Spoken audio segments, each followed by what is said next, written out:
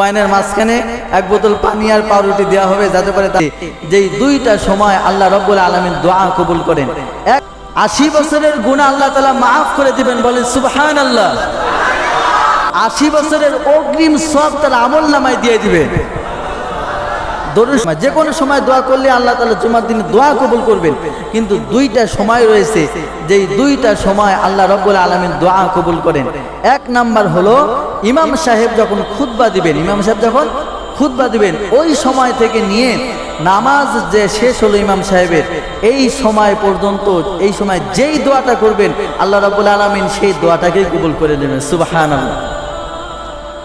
এখন দোয়াটা কি? নামাজের পরেও একটা দোয়া হয়।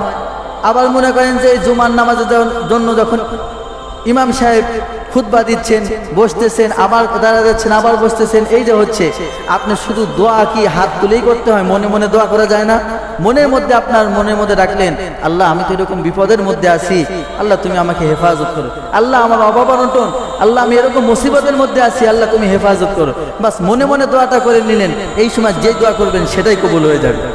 যারা যুবক ভাই রয়েছেন, মনে মনে বলতেছেন, আল্লাহ আমার তো বিয়ে হচ্ছে না, বাপ মা বিয়ে দিচ্ছে না, এই সময় দোয়া করেন, আল্লাহ রাব্বুল আলামিন দোয়া কবুল করে নেবে, বিয়ের ব্যবস্থা করে দেবে। 2 নাম্বার যেই সময়টা দোয়া কবুল হবে সেটা হচ্ছে আসরের নামাজ থেকে নিয়ে মাগরিবের নামাজের আগ পর্যন্ত। এই সময়টা যেই দোয়া করবেন আল্লাহ রাব্বুল আলামিন সেই দোয়াটাকে কবুল করে নেবেন, বলেন সুবহানাল্লাহ। আরেকটা আমল রয়েছে, একটা দরুদ শরীফ। এই দরুদ শরীফ যদি আপনি পড়তে পারেন, জুমার দিন আসরের নামাজের পর 80 বার যে ব্যক্তি পাঠ করবে, রাসূলুল্লাহ সাল্লাল্লাহু আলাইহি ওয়াসাল্লাম বলেন সেই ব্যক্তিটির 80 বছরের গুনাহ মাফ করে দেওয়া হবে। হাই রে, কিপটা মানুষ দেখছি, এরকম কিপটা মানুষ জীবনে দেখিনি। সুবহানাল্লাহ বলতেও কৃপণতা করেন। সেক্রেটারি সাহেব আগামী জুমার থেকে এনের জন্য নাস্তার ব্যবস্থা করবে। বয়ানের মাঝখানে এক বোতল পানি আর পাউরুটি দেওয়া হবে, যাতে করে তারা চিৎকার করে কিছু সুবহানাল্লাহ আলহামদুলিল্লাহ বলে।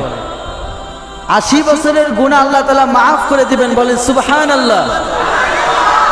শুধু তাই না, আল্লাহ রাব্বুল আলামিন বলেন 80 বছরের অগ্রিম সওয়াব তার আমলনামায় দিয়ে দিবেন। দরুদ শরীফটা খুব বেশি বড় না, সবাই বলেন আল্লাহুম্মা সাল্লি আলা মুহাম্মাদিন নাবিয়িল উম্মি ওয়া আলা আলিহি ওয়া সাল্লিম তাসলিমা।